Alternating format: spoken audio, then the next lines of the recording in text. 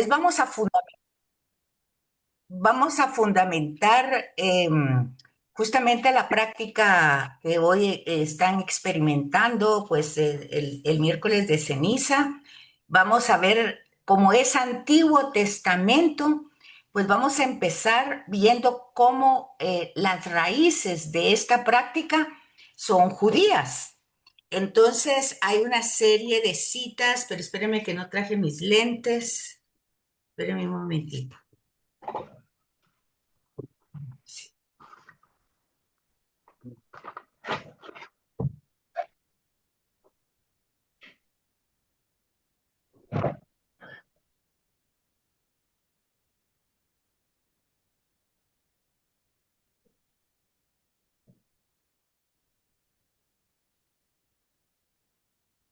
Bueno, entonces tenemos las Biblias, ya estamos grabando, ya entraron algunos más. El link lo pasé a este chat y al general, ¿verdad? De la escuela. Bueno, cuando pregunten, pues creo que soy la única que dio clases el día de hoy en este tema, pero solo cambiamos el horario para beneficiar a eh, los que estaban trabajando, pues sirviendo en una parroquia, ¿verdad?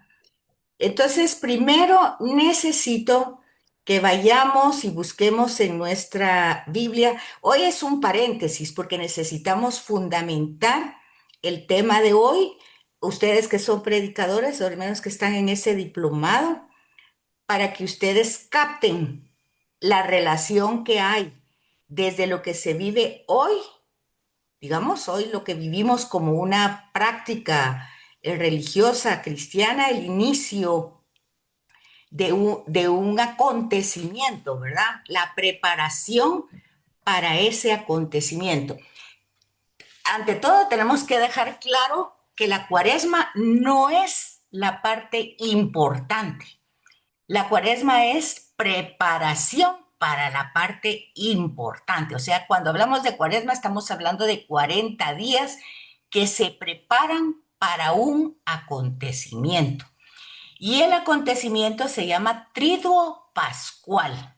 O sea, el acontecimiento está, cuando se llama Triduo, es que eh, está presentado en tres fases: la pasión, la muerte y la resurrección. Entonces, de Jesús, ¿verdad? Entonces, tenemos que tener claro de que lo que estamos haciendo en estos momentos de miércoles de ceniza, iniciación, y que se ha vuelto por tradición un tema muy importante dentro del catolicismo. Pero la importancia está en la preparación, no en el acontecimiento. O sea, nos preparamos para el acontecimiento y son 40 días de preparación. ¿Cómo podríamos poner ese ejemplo? Pues vamos a hacer una fiesta, vamos a celebrar un aniversario, un cumpleaños, lo que sea. Todo el periodo de preparación es la cuaresma. Entonces ya entienden ustedes que no es una celebración, no es tampoco, la ceniza tampoco es un sacramento, es un sacramental, ¿verdad? Y entonces tenemos que captar el fundamento de la tradición, desde dónde viene y por qué viene. Y la liturgia nos da ciertos lineamientos, y por eso es que yo necesito que tengan su Biblia, porque si ya estuvieron ustedes en la celebración litúrgica, pues ya se dieron cuenta de que la primera lectura que nos presenta la liturgia es Joel, ¿verdad?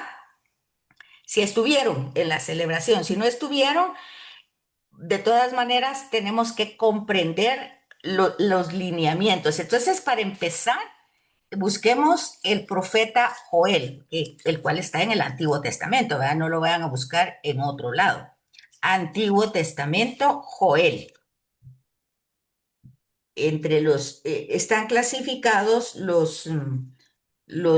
¿cómo se llama? Los profetas, ya les dije la vez pasada, menores, mayores, de acuerdo a lo largo, a la cantidad de volumen que tenga el libro. Entonces, si nosotros buscamos en nuestra Biblia, pues vamos a encontrar primero los profetas mayores, que son Isaías, Ezequiel, Jeremías, ahí entran, y luego van entrando los profetas menores, ¿verdad? Amós, Oseas, y después de Oseas viene Joel. ¿Ya lo encontraron? Ya.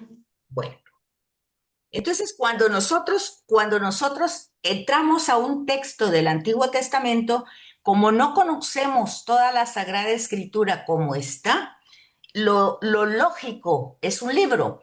Cuando ustedes compran, van a una librería al libro, a comprar un libro, ustedes ven el título, ven más o menos de qué se trata, pero si ustedes quieren saber el contenido del libro, se van a la parte de atrás de la pasta, ¿verdad?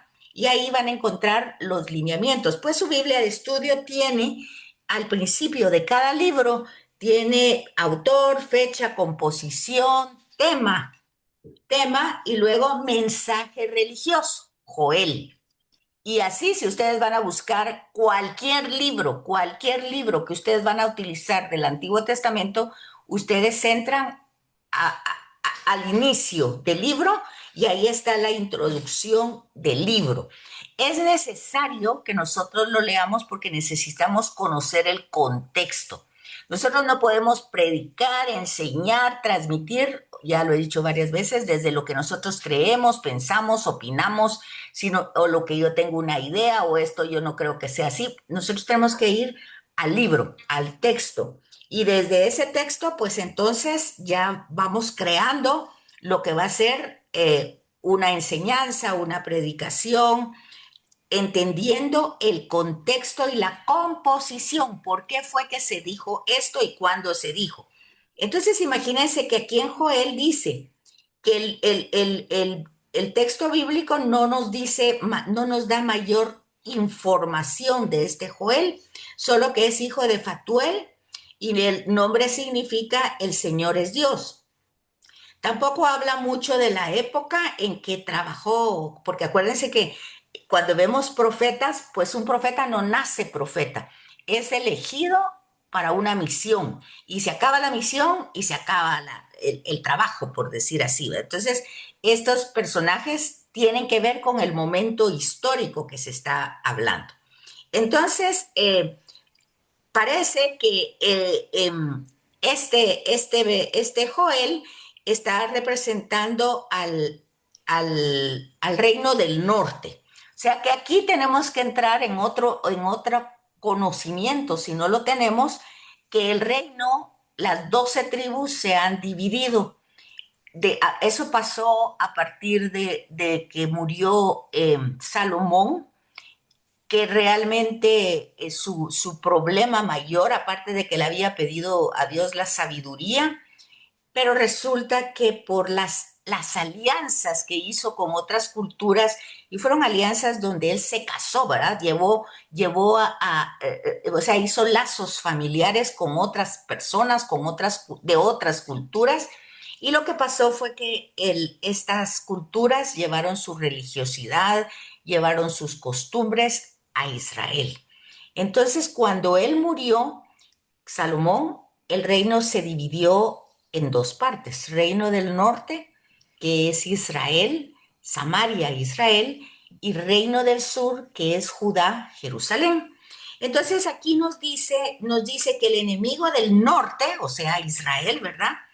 Seguramente era Siria, que destruyó en muchas veces a Israel. Entonces, prácticamente cuando Israel desaparece, porque Israel como reino desapareció totalmente, y entonces este profeta eh, trata de anunciar, trata de denunciar, trata de hacer que antes de que pase la catástrofe, las personas cambien. Porque todo el tema aquí en Sagrada Escritura del Antiguo Testamento es el tema de la alianza. Dios ha hecho una alianza con el pueblo. Y la alianza lo que significa es que Dios quiere ser una amistad, una relación con el ser humano. Y este ser humano pues tiene que responder a a cierto convenio que se va a presentar. Y resulta que la mayoría de veces el fundamento es de que Dios es el dueño y señor y ha construido las 12 tribus, estaban dispersas, se habían quedado en Egipto. Bueno, es todo eso del Éxodo, un poquito de Génesis, por qué llegan a Egipto, por qué se quedan ahí como esclavos, y después el proceso de liberación de parte de Dios de esta gente, pues resulta que fue fuerte, fue una liberación con la mano dura de Dios, sacándolos pues con un enfrentamiento con el faraón, pero logran salir y todo era para ir a hacer una alianza que antes de Éxodo se hacía solo con una persona, dígase Abraham, Isaac, Jacob, todos estos ciclos patriarcales. Pero ahora esta gente, descendientes de Abraham, Isaac y Jacob, se habían quedado en Egipto durante varios siglos. 450 años son muchas generaciones. Y lo más lógico es que ellos ya se habían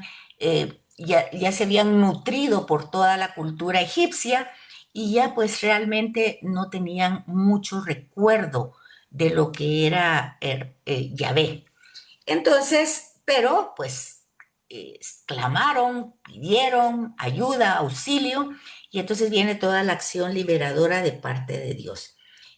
Todo esto pasa, pero como ellos nunca estuvieron contentos después de haber salido de Egipto porque tuvieron limitaciones de comida, era el desierto, resulta que la alianza no se consolidó porque cuando Moisés bajó del monte, ellos se habían hecho, porque ustedes entenderán, habían salido de Egipto y ya tenían otra mentalidad. Prácticamente ellos no recordaban tanto a Yahvé, sí, por Moisés sabía que él los estaba liberando, pero a la hora de que Moisés se desaparece por 40 días, 40 días. Entonces, miren, aquí ya tenemos una figura, un enfoque de la cuaresma. 40 días. 40 días se desapareció Moisés porque está hablando con Yahvé, ¿verdad? Y regresa con pues las tablas, es el periodo de piedra, ¿verdad? Las tablas de piedra, y entonces regresa con el decálogo. O sea, no son los 10 mandamientos, son 10 palabras, 10 y logos palabras. Entonces regresa con el decálogo, pero esta gente que había salido de Egipto, pues se está adorando un becerro. Y entonces viene Moisés y bueno, no hay alianza porque les va a presentar lo que Yahvé está queriendo para ser su pueblo, para ser amigos, para acompañarse de él, puesto que él es el dueño, él los ha creado, él hizo Israel. Y entonces no hay alianza de parte del pueblo y se quiebra el decálogo. Este es el drama. Fíjense que el drama en Génesis es de que tenemos límites y no los reconocemos. Ese es Génesis 3.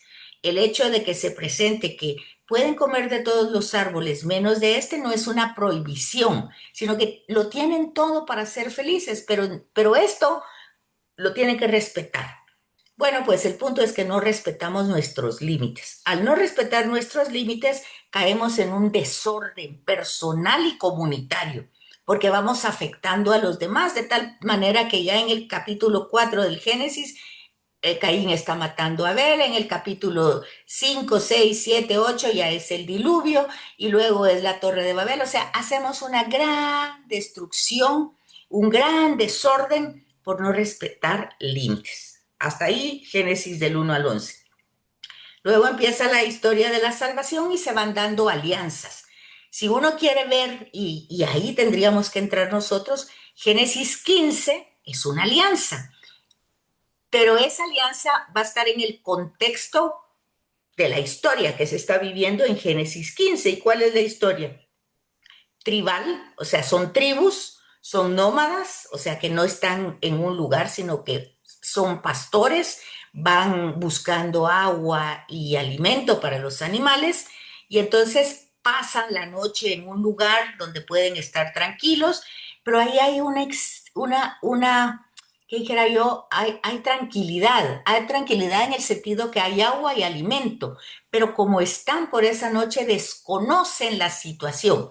Vean entonces, aquí hay un elemento importante, están de paso, pasar, paso, pasar. Esa es la raíz de la Pascua, de paso. O sea, la raíz de la Pascua entonces empieza desde Génesis, de paso.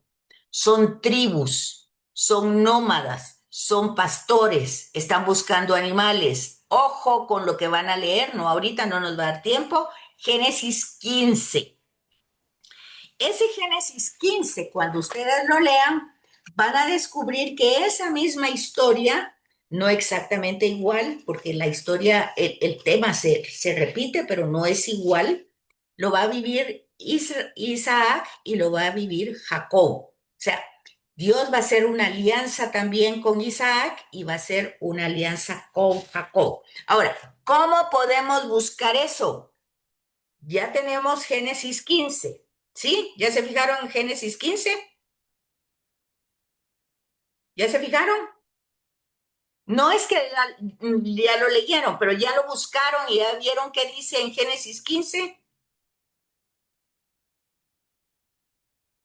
¿Aló? ¿Me oyen o no?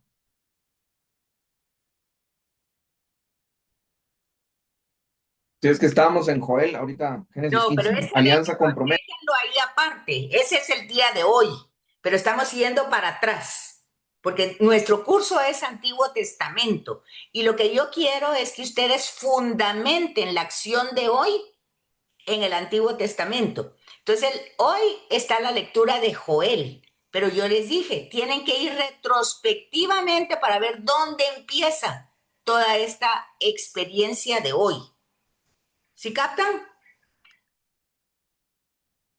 Sí, Bueno, alianza con promesas, dice ahí Génesis está. 15. Ok.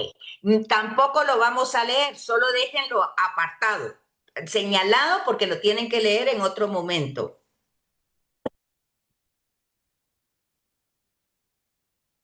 Y entonces veamos dónde encontramos la cita de la alianza ahora con Isaac. Y entonces vamos a encontrar capítulo 26, versículos del 1 al 5 y el 24. Eso tampoco lo vamos a leer porque no nos da tiempo, pero ustedes lo van a buscar. Y Del uno luego, al 5, y perdón. 24, y 24, versículo 24.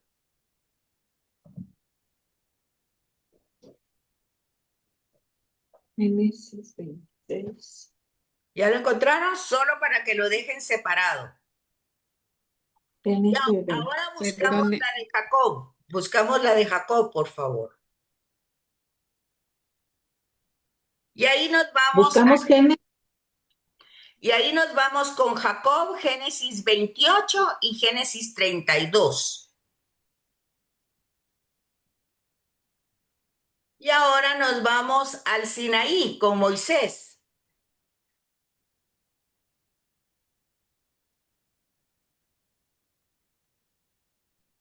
Perdone, Betsaida, se me entrecortó cuando dio las de Jacob, disculpe. Ah, permítame porque ahorita estoy buscando la de Moisés. Permítame un momentito. Entonces, ahorita con Moisés tenemos también dos citas, por favor. Éxodo 24. Ahorita le doy la de Jacob. Éxodo 24.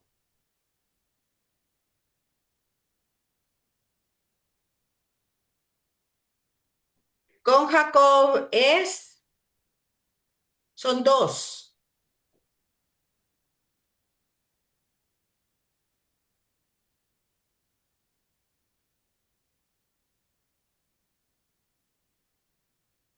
Me parece, ¿alguien tomó ahí Génesis 28 y Génesis 32? Génesis 32. 28 y 32. Bueno, esto ya nos hace ver que hay un tema muy importante que va abarcando todo el Antiguo Testamento, que es el tema de la alianza. ¿Sí? ¿Está claro eso? Eso es para que lo lean. No ahorita, no nos da tiempo. Pero luego, entonces vemos en todos estos pasajes que les acabo de dar las citas, ustedes se van a dar cuenta de que para que haya una alianza, un convenio es de dos partes. ¿Sí o no? Sí, de dos partes. Y estas dos partes tienen que estar de acuerdo. Esto para que ustedes ya vayan cambiando el lenguaje que utilizan en relación a Dios. Dios jamás se impone, porque no se impone. Si se impusiera, el don de la libertad no existiera. Dios no se impone jamás. Cuando da el decálogo, lo propone. Propone estas 10 palabras para hacer una relación amistosa.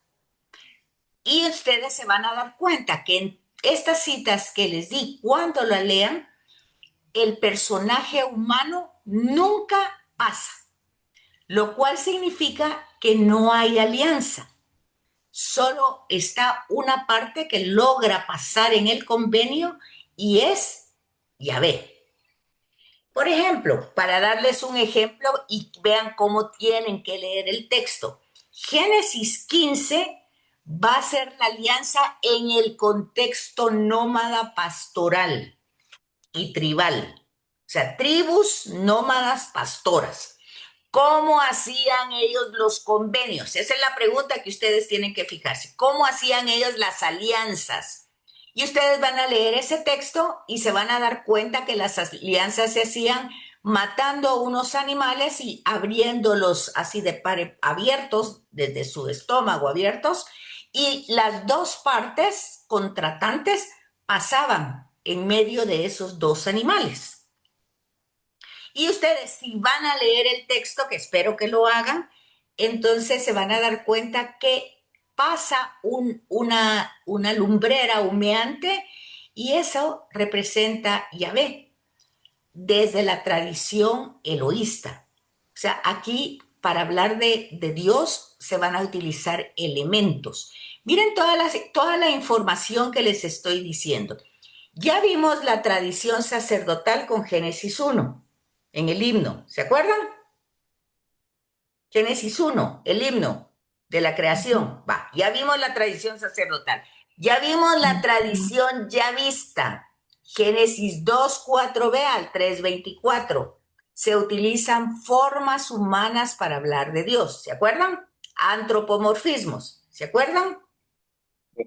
Va. Ahora les estoy informando de otra tradición eloísta. En esta tradición no se le dice a Dios Yahvé, sino se le dice Elohim. Y entonces aquí, para hablar de Elohim, se van a utilizar elementos de la naturaleza. Por ejemplo, el fuego, la nube, el viento, el agua, creo que son elementos de la tierra. Fuego, viento, nube. Entonces, por ejemplo, ustedes se van a dar cuenta en el paso del Mar Rojo, en el día iba una nube y en la noche iba un fuego. Esa es tradición eloísta y está diciendo, Dios está caminando con el pueblo. En Números vamos a ver a Moisés que entra en la tienda del encuentro y allá había una gran nube encima de esa tienda. Eso quiere decir, Dios está ahí. Entonces, esa es tradición eloísta. Entonces, para poner claro esto, tradición sacerdotal tiene que ver con el culto, con la liturgia. Génesis 1 es el ejemplo. Tradición yavista utiliza formas humanas para hablar de Dios. Génesis 2, 4b al 3, 24 es el ejemplo. Y tradición eloísta utiliza elementos de la naturaleza para hablar de Dios. Fuego, agua, viento, nube, elementos para hablar de Dios, Elohim. Entonces, en Génesis 15, ustedes a leer, eso lo dice la nota de pie de página. Cuando ustedes lean el texto, van a leer la nota de página y les va a aclarar lo que yo les estoy diciendo ahorita.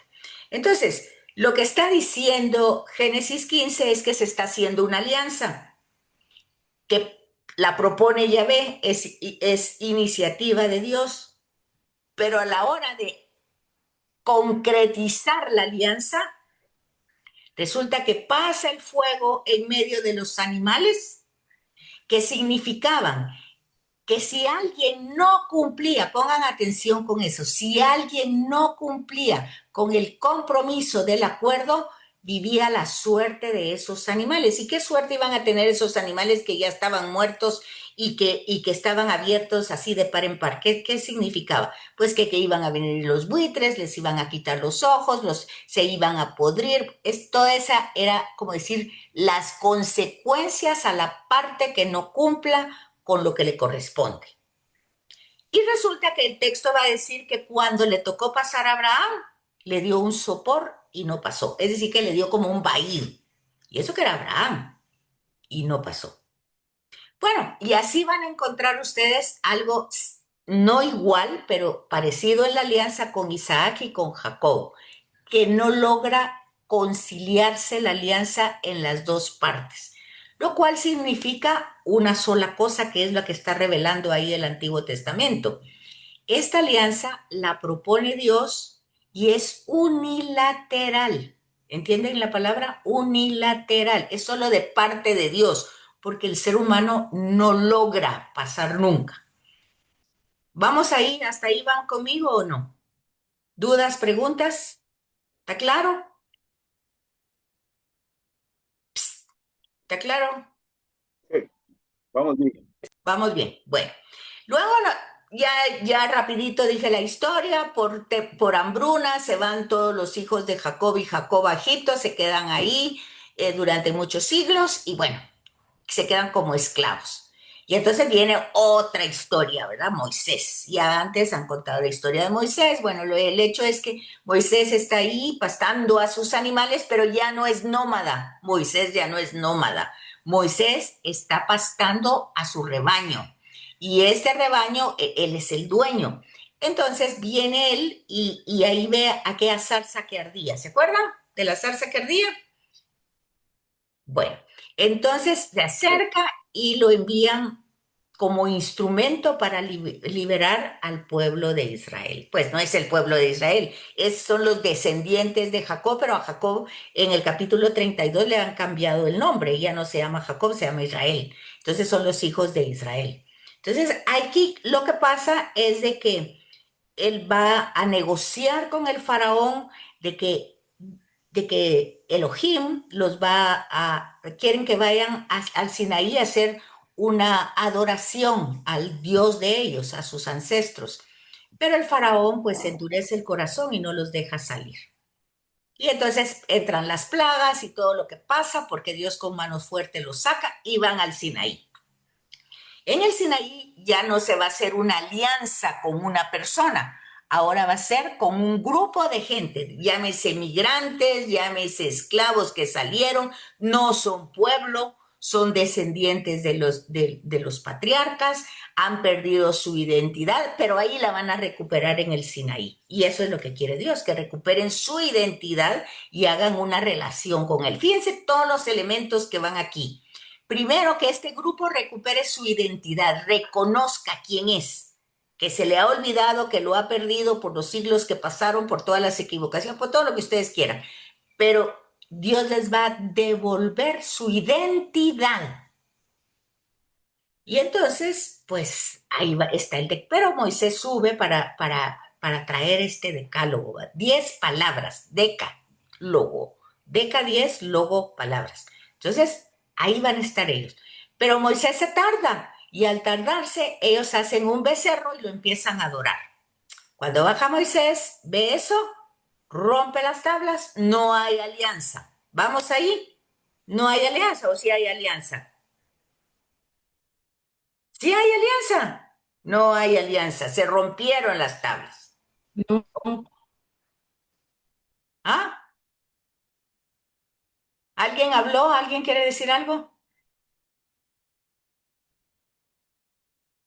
Sí, Juan Carlos, usted quiere hablar. Es que abre y cierra el micrófono. Ya lo tiene abierto, diga. No, sí, no se logra hacer la alianza porque el pueblo estaba ya en otra cosa, ¿verdad? Va. Entonces, ahora ahí es donde, ahí van a pasar muchos acontecimientos. Igual va a pasar cuando Josué entre en la tierra prometida, le va a preguntar al pueblo, bueno, mi familia y yo vamos a seguir al Señor, los demás, porque iban a entrar a un pueblo pagano. Canaán era politeísta. Entonces, él antes de entrar dice, bueno, ¿cómo vamos a actuar aquí? Mi familia y yo vamos con el Señor. ¿Qué van a hacer ustedes? Todos dicen, vamos con el Señor. Pero no, no fue tampoco esa alianza, tampoco se sostuvo. Y entonces después entraron los jueces y eran más corruptos que a saber qué, después fueron la monarquía y empezaron a hacer alianza, y era lo que acababa de decir. Salomón con toda su sabiduría, y ojo con eso. Y aquí tiene que ver entonces ya el tema de la ceniza. Porque Salomón, con toda la sabiduría que tenía, que le había pedido a Dios y le había agradado a Dios que le hubiera pedido eso, esos regalos no son para siempre. Hay que cultivarlos para tenerlos. Y resulta que Salomón no lo supo cultivar. ¿Por qué? Porque se le olvidó que ya tenía una alianza que tenía que respetar y resulta que empezó a hacer alianzas con todos los pueblos vecinos para tener favores, para tener riqueza, para tener muchas cosas materiales, pero perdió lo esencial. ¿Por qué? Porque al final su yavismo o su reconocimiento de un solo Dios se le mezcló, hubo sincretismo, mezcla de muchas ideas de dioses y entonces la consecuencia de eso fue la ruptura de los dos reinos. Eso fue así como rápido, casi muchos libros, pero para que ustedes vean el hilo conductor y entonces ya encuentren a Joel, que es lo que nos vamos a ver hoy, que es uno de los profetas, pero todos los profetas van a entrar en esta problemática de la alianza. Díganme si van conmigo o ya se perdieron o si van o no van. Cuéntenme, antes de entrar a Joel. Ah, muy bien, Nidia, Ahí vamos, ya agarrándole. ok, entonces ahora miremos, pues, todos los profetas, todos los mayores, los menores, el tema es la alianza. Unos van a ir a predicar, y ojo con eso, porque es el tema de su diplomado, predicación. Unos van a predicar en el norte, ya dijimos que el norte es Samaria, Israel, y otros van a predicar en el sur, que es Jerusalén, Judá, Jerusalén. En Samaria se quedaron 10 tribus. En Judá se quedaron dos. Judá, ¿verdad? Y luego Benjamín.